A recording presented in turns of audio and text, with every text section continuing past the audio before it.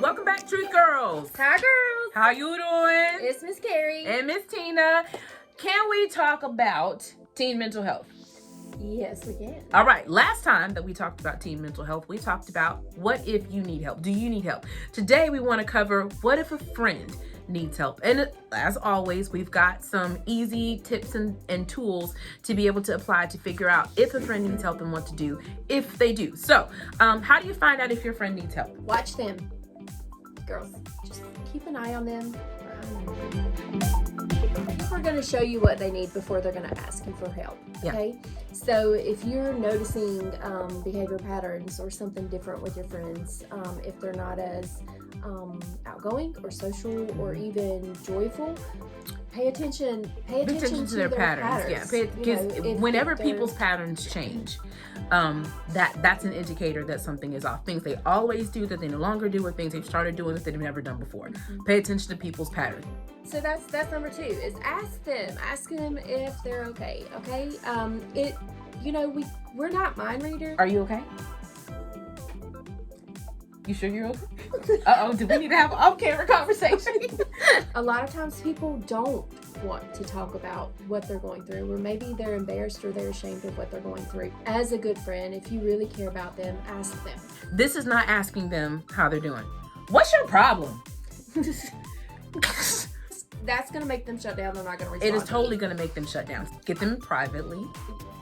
That's important, girls. Don't be calling people. Don't put them on blast. Get them alone and just say, hey, are you okay? You okay? Are you okay? You sure you're okay? Then pay attention to what they say, because you can get their answer several different ways. The words that come out of a person's mouth are only 7% of their message. 38% is their tone of voice, and the other 55% is going to be in their body language. Maybe you're not able to see them in person. Social distancing. And so, we're social distancing. But if you really want to know what's going on with a friend, then at least get on Zoom, get on FaceTime, get on Marco Polo so that you can lay eyes on them and pay attention to what their words, that 7% may not be saying, but that their body may show you. And number 3 is listen to whatever they have to say. So regardless, even if you've heard the same story 14 times, listen, because if your friend is really struggling, then they do need somebody to listen. So listen to them non-judgmentally. I know it's an example that we use a whole lot, but whatever, y'all go through it a lot. This ain't about my decisions. This is about y'all's decisions. There's some garbage dude that has been in and out of her life, and maybe he's back out of her life and she's struggling with that. She's not going to talk to you about what she's dealing with him if every time she brings him up, you're, oh my gosh, she's such a, she's not gonna talk. So non-judgmentally means shut up and listen. And if the more that you listen without judging her or feeling like you have to give her advice, you're able to take in, because what she's telling you still isn't gonna be 100% of the story. Y'all know I'm telling the truth. Even if she trusts you, if things are really bad, she's not gonna tell you 100% of the story. That you're not listening for a reason for you to jump in and say something to her. That's listening to respond. Yeah. So don't do that. Just really actively listen to what she's saying. A lot of times when somebody's going through, specifically if it's really serious, they don't want you to try to fix it. They just want someone to listen. They want to know that they're worth somebody taking the time to actually listen to them. Here's another thing too. So if I tell you how, I'm going through this terrible thing, this awful thing happened, I don't want to know about your awful thing.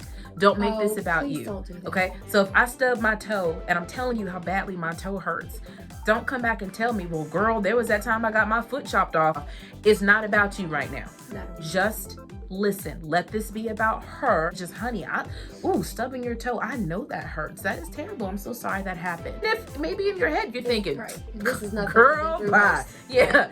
Let her have that. She doesn't need to hear that. This is about her. She needs to know that her issue is big and Our serious. goal here is helping a friend. Right. What you want to walk away from this with is that your friend knows that she's been heard.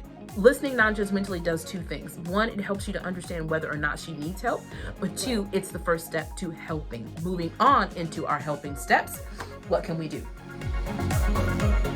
So the first thing is, girls, remember them. Initiate contact.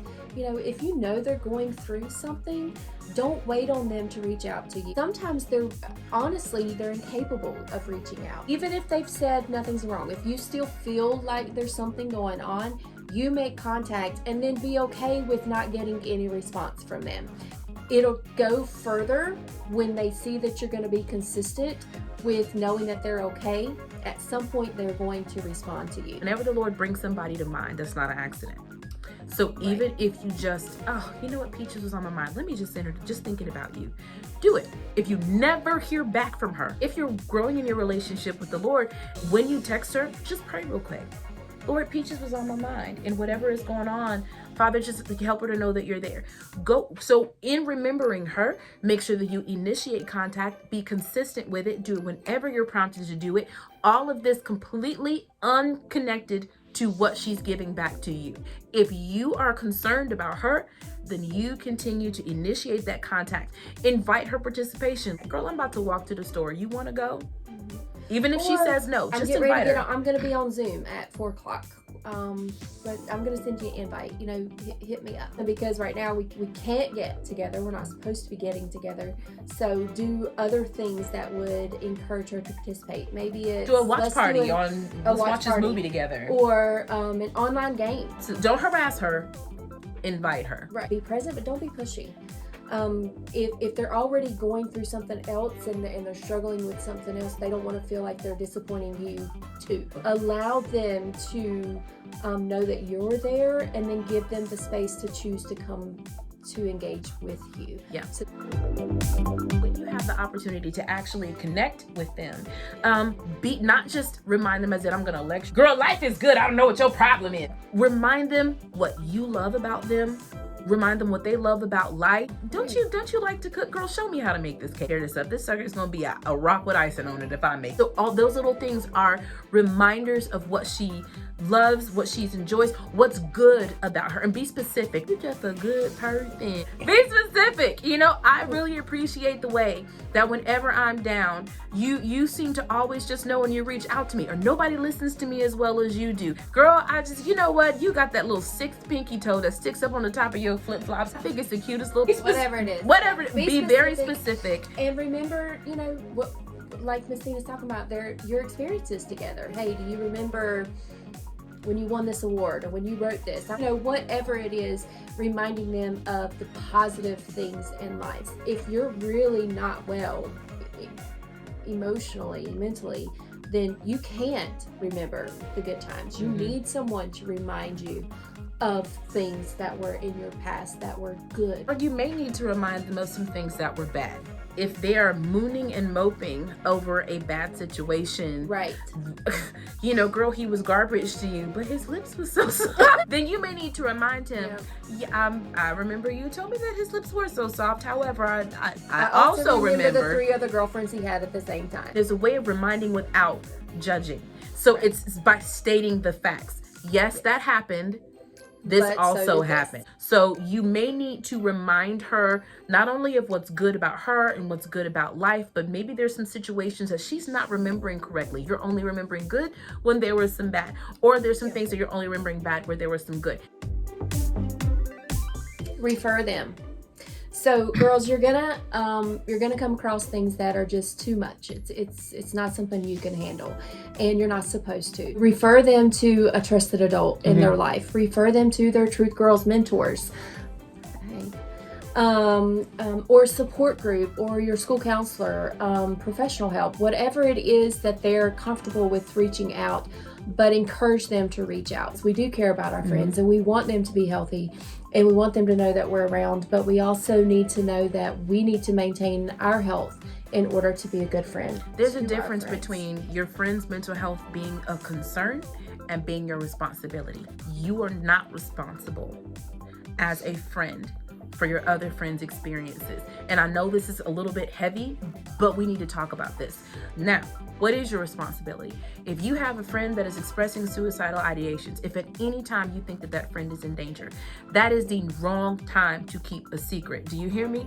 It is better every time for your friend to be mad at you because you told, but they're still alive to be mad at you. So I need you guys to understand that when a friend has you keeping secrets that are dangerous, that is not the time. And so if you try to refer them to a trusted adult or to some additional help and they won't go, you go. You go. Ladies, being a teenager is hard. but it gets better. It does. You gotta get through this part, but it is better on the other side. And what you want as a friend is for your friends to get to the other side. So remember them, remind them, and when it is necessary, refer them if you want to help. All right, so that's it for how to help a friend if we're struggling with mental health issues with teens. Do you have any suggestions? Have there been times that your friends have been going through some things and you had to help? What did you do? Or has a friend really helped you? Let us know your experiences. Share with us what worked for you, what didn't work for you. Sometimes the greatest lesson is knowing what not to do. Maybe share some of those with us as well, and then shoot us a line about what else you want to talk about. What else you want to talk about? That's because right. We can talk about it. We can totally talk about it. That's right.